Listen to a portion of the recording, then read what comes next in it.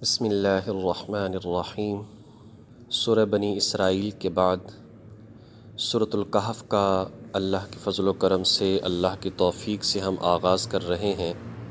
جیسا کہ ہر سورت سے پہلے 6 باتیں ہوا کرتی ہیں، اسی طرح سے سورہ کہف سے قبل بھی ہم 6 باتوں کو سمجھیں گے۔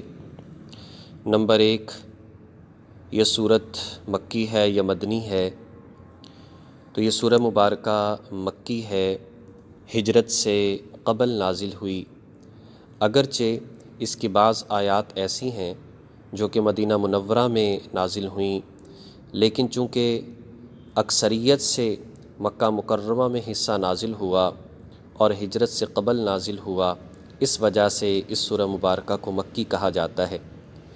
قرآن کریم میں 18ویں نمبر پر یہ سورت موجود ہے اور اس کا ترتیب نزولی 69 ہے، 69 نمبر پر یہ سورہ مبارکہ نازل ہوئی۔ اس کی 110 آیات ہیں اور 12 اس کے رکوع ہیں۔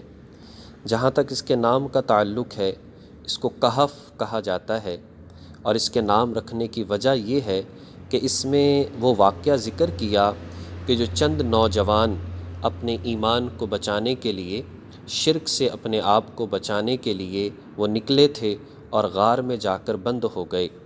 عربی میں چونکہ غار کو کہف کہا جاتا ہے اور اصحاب کہف انہی غار والوں کو کہا جاتا ہے، وہ واقعہ چونکہ اس سورہ مبارکہ میں موجود ہے، اس وجہ سے اس سورت کو سورۃ الکہف کہا جاتا ہے۔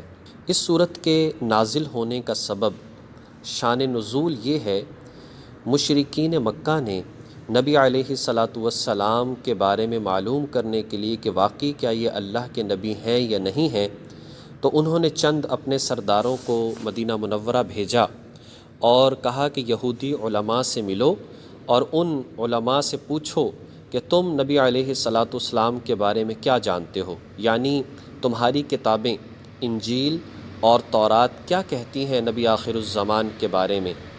تو ان یہودیوں نے یہ بات کہی کہ تم جا کر اس شخص سے 3 سوال کرو۔ نمبر 1، روح کی حقیقت کیا ہے؟ نمبر 2، ان نوجوانوں کا کیا قصہ ہے جو اپنے ایمان کو بچانے کے لیے اپنے علاقے شہر سے نکل گئے تھے اور بعد میں ان کا پتہ تک نہ چلا۔ تیسرا، اس شخص کا حال کیا ہے جس نے مشرق سے مغرب تک پوری دنیا کا سفر کیا۔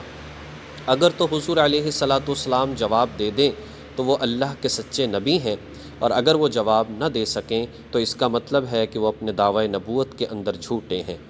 تو اسی طرح سے حضور علیہ السلام سے سوالات کیے گئے، جن سوالات کے جوابات اس سورہ مبارکہ میں موجود ہیں۔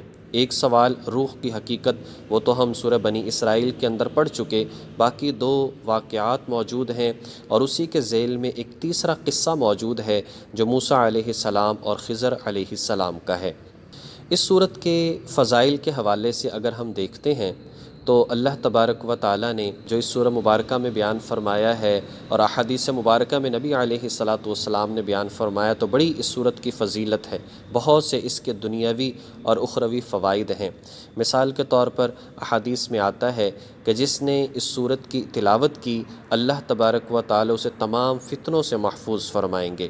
حدیث میں آتا ہے کہ جس نے جمعہ کے دن اس سورہ مبارکہ کی تلاوت کی تو اللہ جل شانہ آئندہ جمعہ آنے تک تمام فتنوں سے بالعموم اور دجال کے فتنے سے بالخصوص اس شخص کو محفوظ فرمائیں گے کہ اگر اس ہفتے کے دوران دجال نکل آیا تو اس شخص کی ایمان کی حفاظت ہوگی۔ اسی وجہ سے ہمارے اکابرین اور ہمارے بڑوں اور بزرگوں کا معمول رہا کہ وہ جمعے کے دن پابندی سے اس سورہ مبارکہ کی تلاوت کیا کرتے تھے۔ اس کے علاوہ اس سورہ مبارکہ میں حضرت عیسیٰ علیہ السلام کو عیسائی جو بیٹا مانتے تھے، اس کی تردید کی گئی، اس کو وعیدیں سنائی گئیں اور ماننے والوں کے انعامات کا ذکر کیا گیا ہے۔ الغرض بات یہ ہے کہ ہمیں اس سورہ مبارکہ کی تلاوت کا معمول بنانا چاہیے تاکہ اللہ تبارک و تعالیٰ اس فتنوں کے دور میں ہمیں تمام فتنوں سے محفوظ فرمائے، اور خصوصاً اگر یہ معمول ہم سے چلتا رہا اور ہماری اولادوں کے اندر آ گیا اور ان سے پھر ان کی اولادوں کے اندر چلتا رہا، تو جس کے دور میں دجال آئے گا تو اللہ تبارک و تعالیٰ ان کو اس دجال کے بڑے فتنے سے محفوظ فرمائیں گے۔ اللہ جل شانہ توفیق عمل نصیب فرمائے۔ وآخر دعوانا ان الحمد للہ رب العالمین۔